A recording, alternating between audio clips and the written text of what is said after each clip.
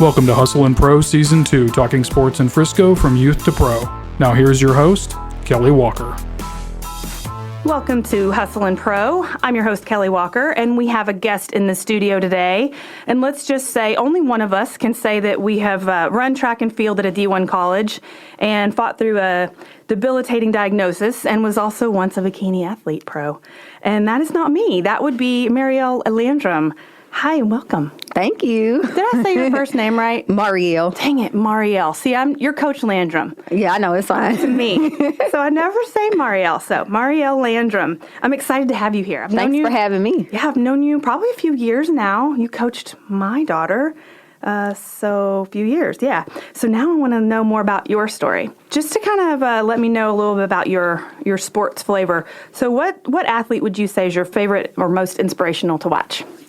So, of course, track and field is my sport. So I'm going to have to go with Jackie Joyner-Kersee. She is from East St. Louis. I'm from St. Louis. So just being kind of a hometown hero. She was a HIF athlete, and so she competed in a lot of different events. And so to me, she was just a woman of, many facets of track and field, not just sprints, but she could do multiple things. So growing up, she was definitely someone that I definitely admired and had an opportunity to actually meet. So. Oh, really? Yes. Oh, that's neat.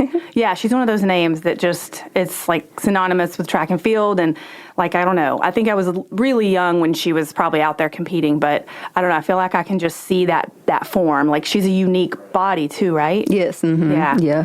Okay, so you mentioned track. So it's a big part of your life. So tell me about what that looked like growing up. Like when did you start getting into track and what was your college experience like? So it's actually funny. I just had a conversation with my dad, and he was like, we didn't even know you could run. So it started with Girl Scouts, and they had, the badges that you had to earn. Uh-huh. So it was called a Strider's badge.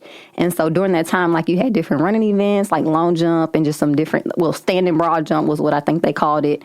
And so my dad put me out there, and of course I'm like running, and he's like, whoa, she's like really, really fast. And so that kind of kickstarted it, because he was like, she has some talent, like she's good. And one of our church members was out there watching and supporting me, and they were like, hey, let's get her out in summer track. Yeah. And so that's kind of when my track career started. So I was 6 years old at the time. Wow. When I started to run track, and it was just kind of a finding that I had a hidden talent. And once my dad put me out there on the track, I really fell in love with it. It kind of fit my personality of just being by myself and being out there, just running. Yeah. All right. So you started young. Then I'm guessing you ran all through high school, because I know you went to a D1 school to run track. Yeah. So pretty much after that, I ran summer track every year, AAU. Summer track, and then in middle school we had like a little track team, and then obviously in high school I ran track for my high school, and then went on to go to Tennessee State University, actually where my dad graduated from. So it was his alma mater, and I just kind of wanted a different experience. It was a HBCU. My coach, she was an Olympian, Chandra Cheeseborough. Wow. So just to go to a school with such a rich history of being a Tiger Belle, they have the most Olympians in the USA. So it was pretty awesome to be able to be under her and just take my track and field career to the next level. Yeah, that's some serious coaching. Yes. Was that your focus in high school, or did you do other sports? So really, that was my main focus. Yeah. It was track. I kind of knew that was my gift, and it came to me, so it was something that I always stuck with. Yeah. I did like dance and kind of cheer, played around with that just to have something else, under my belt. But that was the only sport I really was interested in. I tried other things, but track just seemed to fit me. Soccer probably would have been the only other sport I would have tried, but it was during the same season as track. So I never really had an opportunity to really do that. So yeah, it was just track and field my whole life. So I'm guessing, coaching wise, it sounds like you had some really like high level coaching, and you were at a school where, like you said, they're known for putting out Olympians and really high level athletes.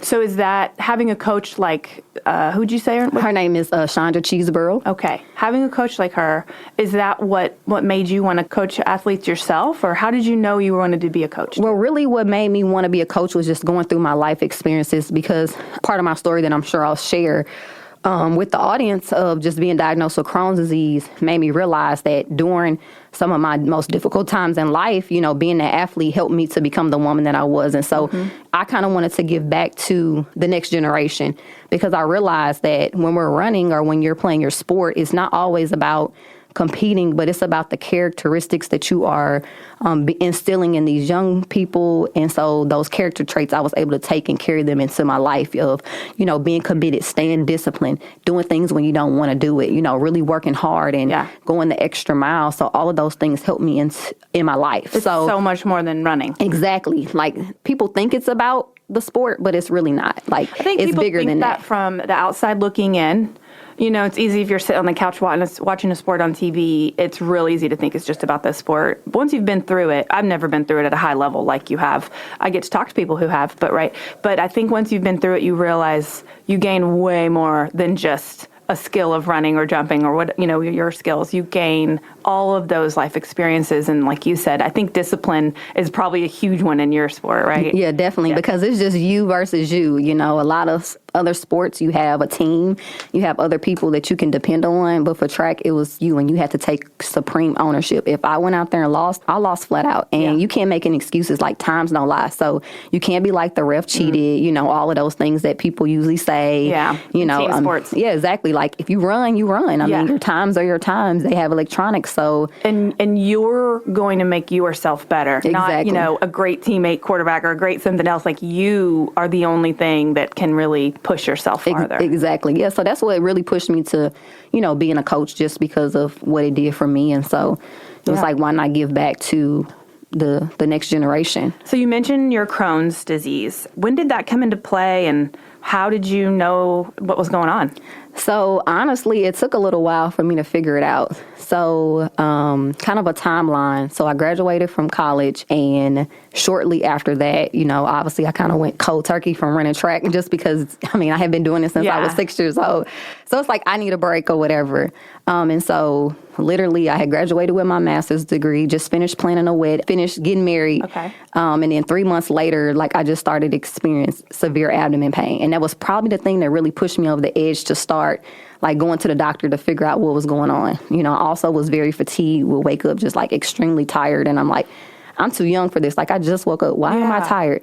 But you had those life changes too, so part of you probably questioned yourself. Yeah, just trying to figure out if hey, I started a job, just a lot, all at once or whatever. Yeah. So then at nighttime, I would just break out in night sweats, and then it just got to the point where I just had a loss of appetite. And then once I just got to the point where it was I was balled up in a fetal position every single night, I was like, okay, something has to give. I can take a lot of pain, but this pain was just starting to be unbearable, and I couldn't do anything else. So finally, I went to the doctor, and obviously they had to run a lot of different tests to figure out what's going on or whatever. And to make a long story short, they came back and said I had an autoimmune disease called Crohn's. Had you heard of Crohn's before? So no. So the first thing I said was what is this?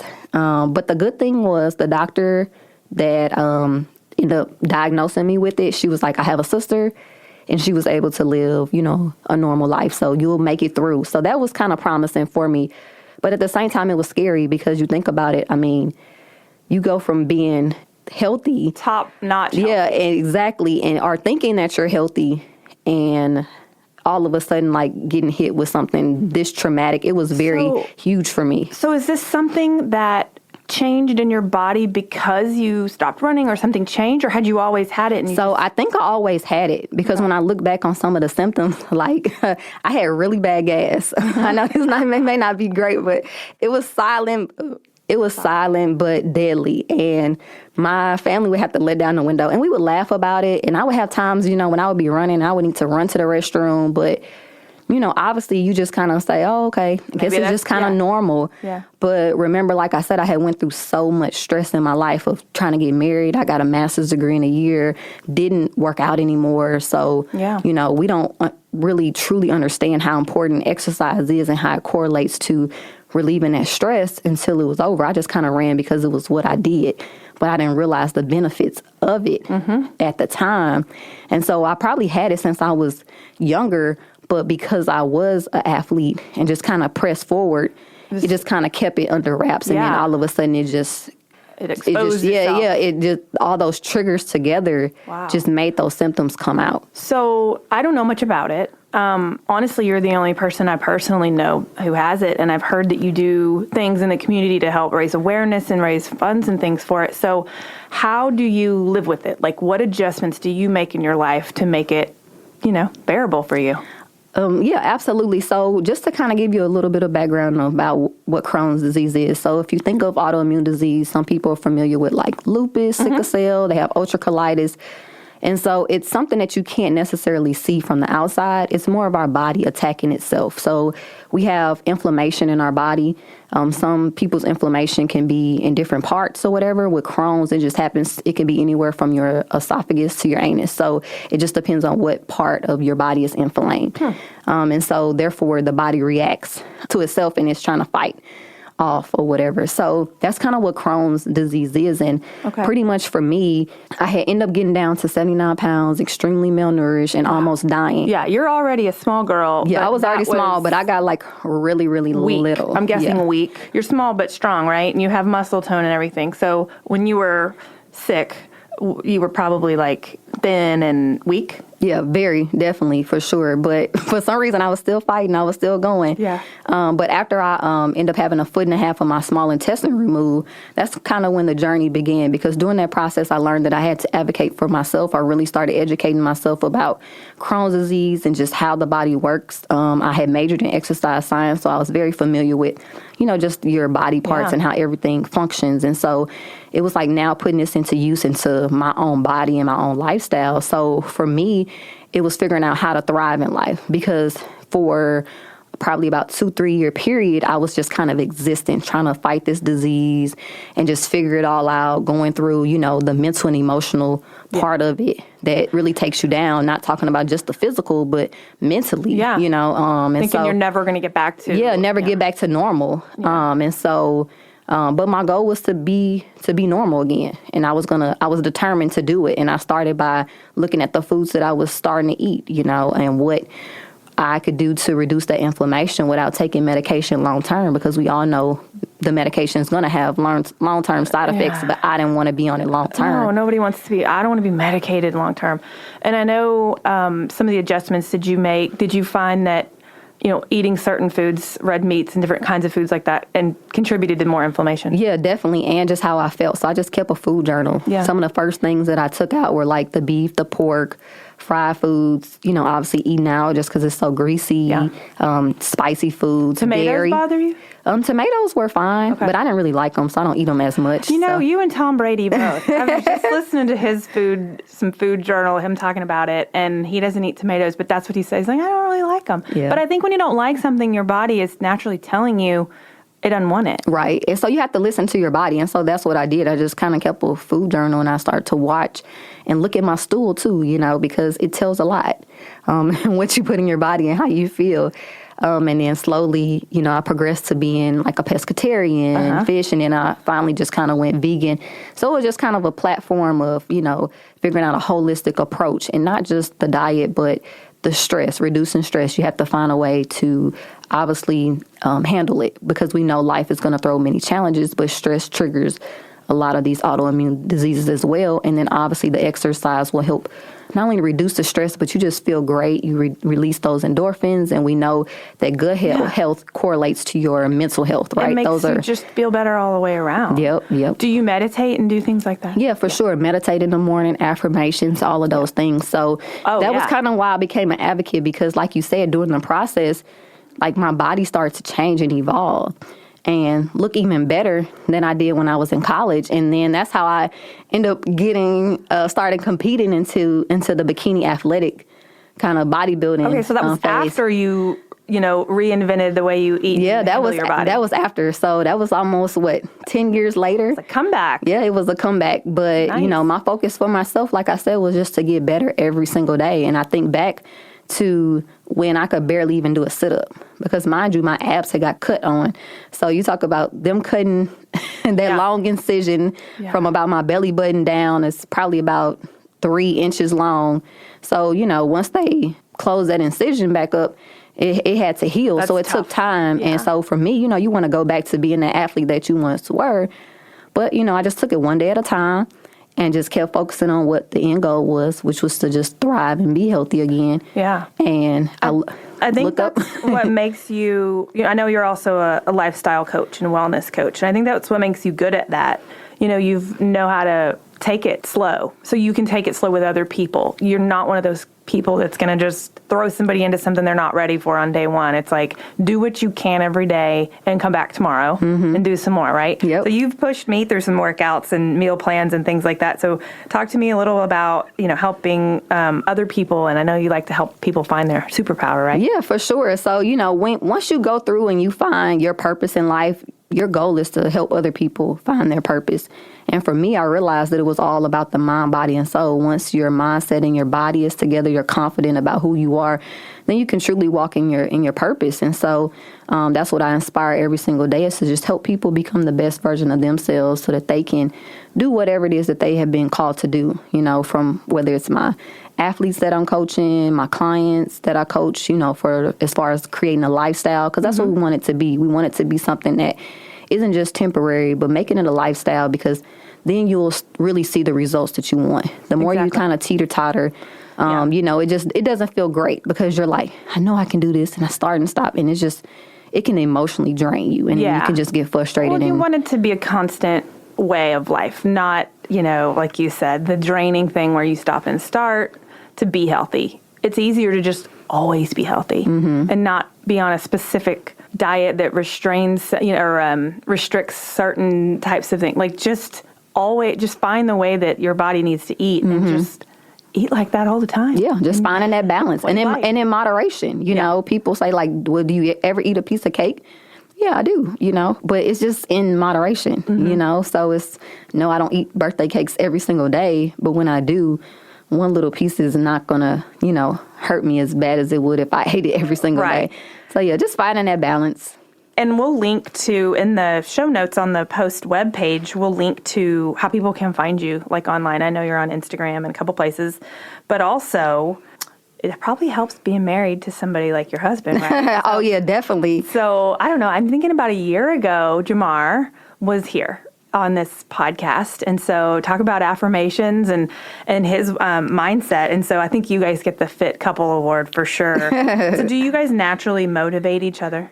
So actually, Jamar, we both motivate each other, but it's on a different level, right? I mean, our personalities are totally different, but yet we still have that like competitiveness and like drive to be better, which I think is why it connected us, right? I love to see him, on the football field do his thing. And then, me running, it was just like, we all had our different sports, but coming together, we had the same, mindset. And, I'm grateful for him because we had just got married 3 months after I got diagnosed with Crohn's disease. So, the characteristics that I saw in this man definitely stood the test of times, because you talk about for sickness or health, he didn't know that he was going to marry somebody that was 23 years old, track athlete, and then get diagnosed with a life-changing disease. He talked about that when he was in here with me. He talked about you, and I thought that was really sweet. How, like you said, I mean, you don't plan for when you're young and fit and excelling at high-level sports. You don't assume your spouse is going to get sick a few months after you get married, and things kind of come to a screeching halt for a minute. So. It takes a lot to get through that as a couple. Yep, it does. Yeah, and so of course we went through our challenges. That's why I said like.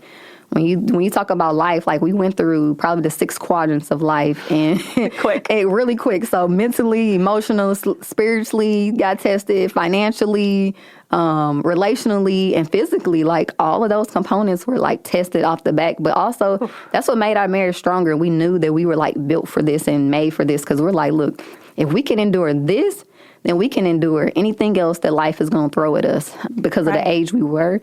And we just kept fighting or whatever. So, I think that athlete mindset helped you back then too, but it helps you now, and it probably helps you with, the kids that you guys raise and that you're going to keep raising. I know you have more children on the way, right? Yeah, so excited. I'm having my first little girl, so I'm so excited. And then you also have something else happening soon, right? I think you're writing a... Yeah, so I am finishing up my book and just kind of putting the final touches on the book that I will be putting out just about my story of Crohn's disease and how I was able to overcome it and thrive in life and just help others to be able to heal after going through something traumatic, because this happened over 12 years ago, but it took time for me to heal. So I want to share that story and journey and let people know that we can't put a time on when you will heal.